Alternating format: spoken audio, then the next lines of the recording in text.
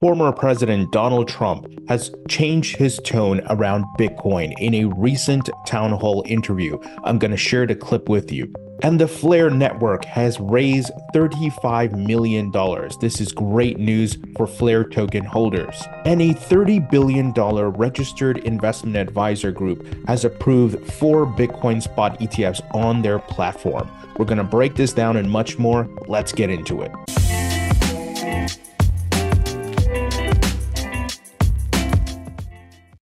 Welcome to the Thinking Crypto podcast, your home for cryptocurrency news and interviews. If you are new here, please hit that subscribe button as well as the thumbs up button and leave a comment below. If you're listening on a podcast platform such as Spotify or Apple, please leave a 5-star rating and a review. It supports the podcast and it doesn't cost you anything. Well, folks, I want to start off by sharing some crypto data and analytics. And I'm doing this through Santiment. Many of you may know Santiment. They're one of the top platforms for metrics around the crypto market. So I want to highlight these moving forward so you have as much data as possible. Knowledge is power. So within the past 24 hours, and actually updated within the past hour, what are the top cryptocurrencies that are trending, and do they have positive, neutral, or negative sentiment? Well, folks, the first is Uniswap, is seeing a ton of social mentions. And as you may have seen on the charts, Uniswap up near 60% from a 24-hour perspective. And part of the reason for that pump is their governance fee switch proposal. So the price jumped significantly. And of course, Uniswap is seeing majority positive sentiment. There is a good amount of negative sentiment, though, but the majority is positive. AVAX is seeing the second largest volume of comments. And the reason being, AVAX, part of the Avalanche blockchain, actually went down, which is not good. Avalanche operational again after 5-hour outage. Avalanche nodes recently began the Durango upgrade, which is scheduled to activate on its mainnet next month. So not good news, but this is the first time this has happened to Avalanche. We know Solana, a competitor, has gone down about 11 times, so that's not good. So you kind of give a grace period in the building phase of these blockchains as they make upgrades and they try to get all the kinks out, but certainly not a good thing. I recently had interviewed John Wu of Ava Labs, and I know they're getting some real world adoption with different banks like Citibank and JP Morgan doing tokenization and DeFi testing. But let's hope this doesn't continue for AVAX. So that's why AVAX is trending number 2 right now. And it looks like there's a lot of negative sentiment for the most part. Third is FXS, and PNG is fourth, and FLR, which we're going to talk about FLR later and the funding they got. It's highly positive because the price is rallying right now, and there's big news of the funding that came in.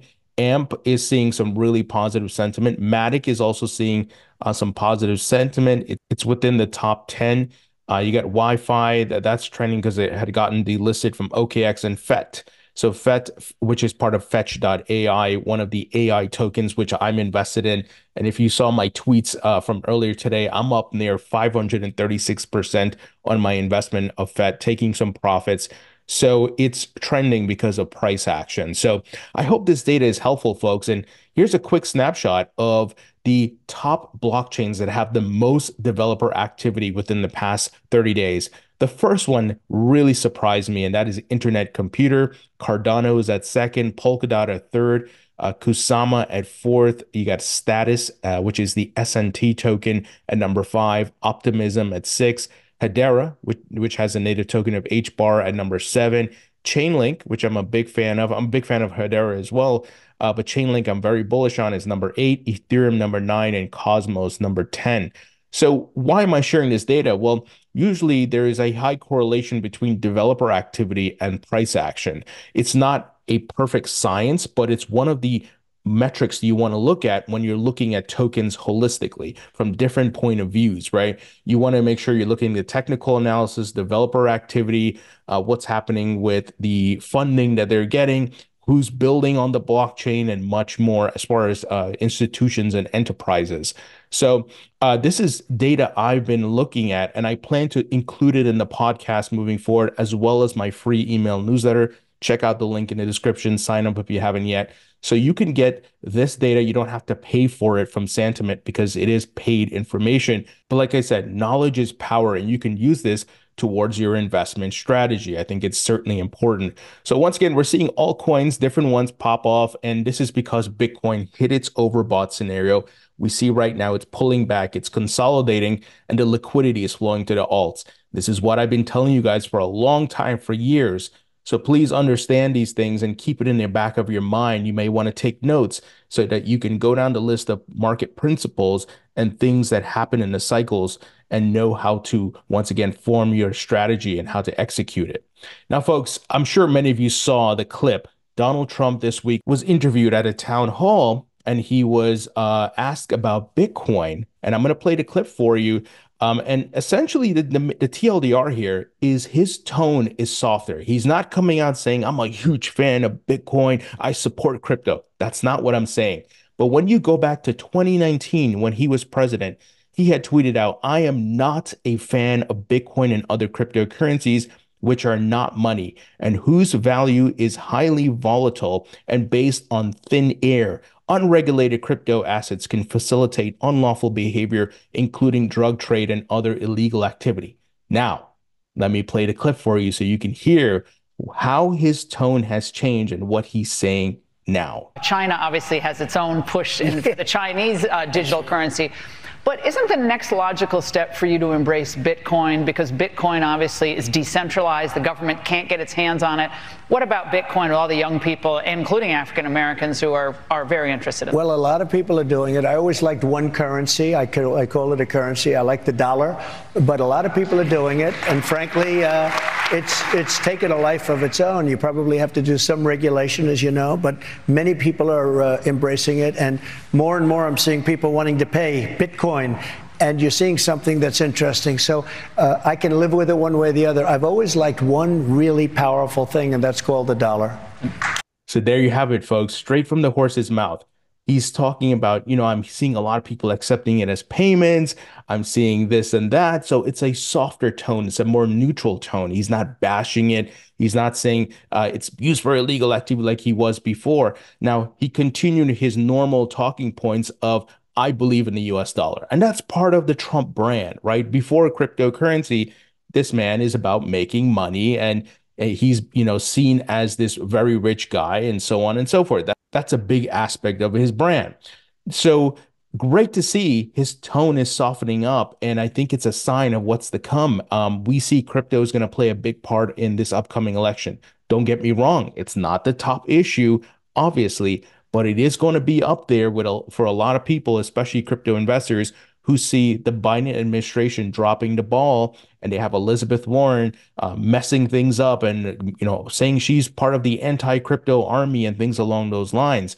So politics is going to come into play here. And what did we see recently? A lot of the political candidates on the Republican side, and even one, RFK Jr., who was on the Democrat side, and now he's an independent, they were all pandering to the crypto industry, Vivek Ramaswamy, Ron DeSantis, and so forth.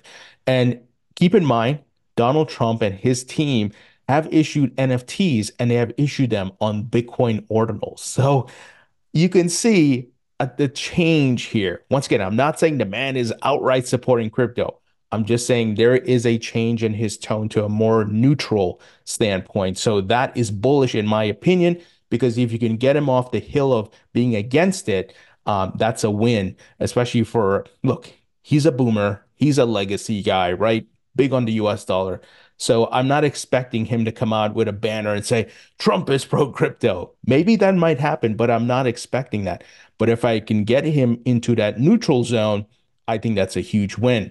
Now, speaking of politics, guys, Eleanor Terrett of Fox Business is reporting that Elizabeth Warren is scrambling and worried because look at these survey results. She said a new survey of more than 500 Boston.com readers finds that 57% believe that Senator Warren is vulnerable to John Deaton's campaign for Senate in the race for her Senate seat, while 39% say she is too entrenched in the state's political fabric to be ousted by Deaton. Folks, I know it's a small sample size, but 57% feel that she is vulnerable. Once again, I said it before, the macro headwinds that the Biden administration and Democrats are facing is not on her side. Not to mention the super PAC, which has a ton of funds coming in from crypto companies that are going to back John. And she has positioned herself as, I hate crypto, I'm anti-crypto, everything. That's going to bring the entire industry, the entire pool of crypto investors in the United States against her. Even those who can't vote within the state are going to donate. I donated. So if you haven't, please donate to John. So John has a real chance here to kick her out, especially given her age, where she's like 70 something. And by the time she's through her next term, she's going to be in her 80s. So, the age thing is not on her side as well. All right, let's move ahead. Big news around the FLR network. Many of you know I am a FLR token holder. I participated in the XRP snapshot back in 2020. I got my Songbird and FLR tokens. I've been delegating. I am bullish on this project. I've had Hugo Filion, founder of FLR, on the podcast. Well, here's the big news. Layer 1 network FLR raises $35 million from Kinetic Avis Layer, if I'm saying that right. Huge investment round for them. So dubbed a Layer 1 network for data, FLR supports the creation of smart contract protocols and focuses on pricing oracles, which relay asset prices to and from various decentralized finance applications. Early investors in the project have voluntarily agreed to extend token distribution from 2024 to the first quarter of 2026. A selling limit of 0.5% of daily trade volume has also been imposed to reduce market sell pressure. Agreements over liquidity are excellent for a growing ecosystem, said FLR co-founder Hugo Filion at this final anticipated liquidity event. I am very grateful to our early backers for continuing to be FLR's biggest proponents and codifying a supportive, objective relationship aligned and beneficial to FLR's growth. FLR announced another liquidity measure in October, stating that it would be burning 66 million tokens per month until January 2026, equaling 2% of the token's total supply. The measure was put into place to improve the ecosystem development and overall health. The raise comes off the back of news that Google Cloud joined the network as a validator, a move that saw its native token FLR jump by 5% last month. Now, as you all may have seen my interview with Hugo, where we talked about the Google Cloud partnership and them becoming a validator. The token rose by more than 13% on Friday following blog posts by BitMEX founder Arthur Hayes, who said that as decentralized exchanges become the primary venue of price discovery, on-chain oracles that provide prices for settlement and liquidation will surge in importance. Project in question, FLR. So great news, folks. And I'm excited. I'm going to try to get the folks at FLR back on, maybe Hugo, to talk about this and what else they have in the works. So exciting times as a FLR token holder. Now, quick word from our sponsor, and that is VeChain. Many of you know I hold the VET token. I'm very bullish on VeChain. VeChain is one of the top layer 1 enterprise grade blockchains, folks. They are getting adoption from massive enterprises and institutions. They are one of the most fastest and energy efficient blockchains out there, and they're working with some very big brands such as PwC, Sam's Club, Walmart China.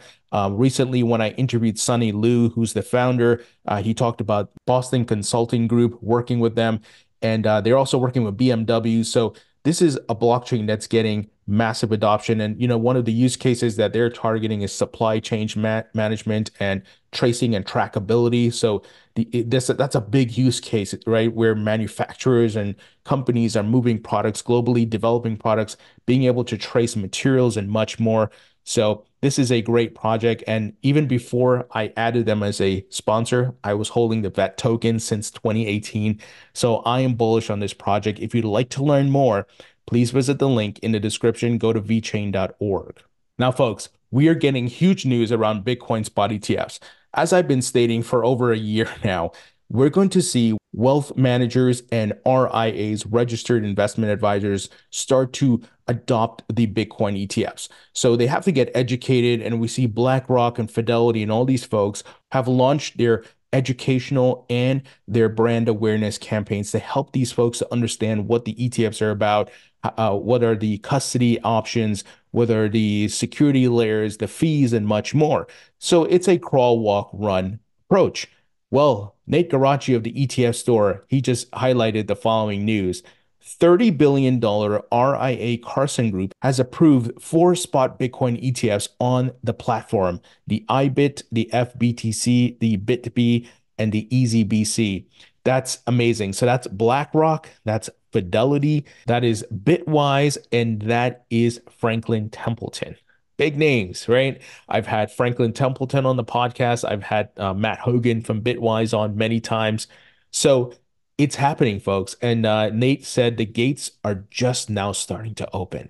Folks, wait till the whole crowd of RIAs get on board, and I'll be talking to a Wall Street legend very soon who runs a major RIA educational group, and we're going to talk about this. So I think this is good timing. I'm talking to him in March, and excited to get him back on the podcast to discuss this and much more. All right, speaking of BlackRock, folks, here Christopher Perkins tweeted out the following about BlackRock's Institutional Digital Asset Summit. This took place yesterday. So I wish I was able to make this, but I think it's for institutions, but I would have loved to be there. And just look at the juxtaposition of Larry Fink in 2018 calling Bitcoin a tool for money laundering. Now they're holding digital asset summits. They have their ETF. It's amazing. Here's what Christopher said. Wow, I just left the BlackRock Digital Asset Summit. This is a company that is very excited about Bitcoin, Ethereum, stablecoins, and yes, tokenization. From quants explaining Bliss probability modeling to human rights activists discussing the efficacy of crypto. Very solid event. Folks, the education, the brand awareness, the marketing, it has started. It's exciting times. BlackRock is marketing crypto to the masses here and to institutions and RIAs. Exciting times ahead. Now, we still are dealing with a lot of headwinds from the Biden administration, Elizabeth Warren, and different government agencies under the control of Biden right now because he's president. So here, crypto miner ire over EIA survey bubbles over to the courtroom. So we got the EIA, which is the Energy Information Administration's. They have a kind of crazy request for data in a complaint against the U.S. Department of Energy agency filed Thursday in Waco's federal district court. The Texas Blockchain Council and Riot Platforms called the EIA survey invasive government data collection. So once again, you continue to see these government agencies not understanding the technology or trying to do something nefarious because they're taking directions from Elizabeth Warren's people in the Biden administration. They're trying to, attach things to crypto, to DeFi, to mining and so forth that can't be done. And it's government overreach, and they're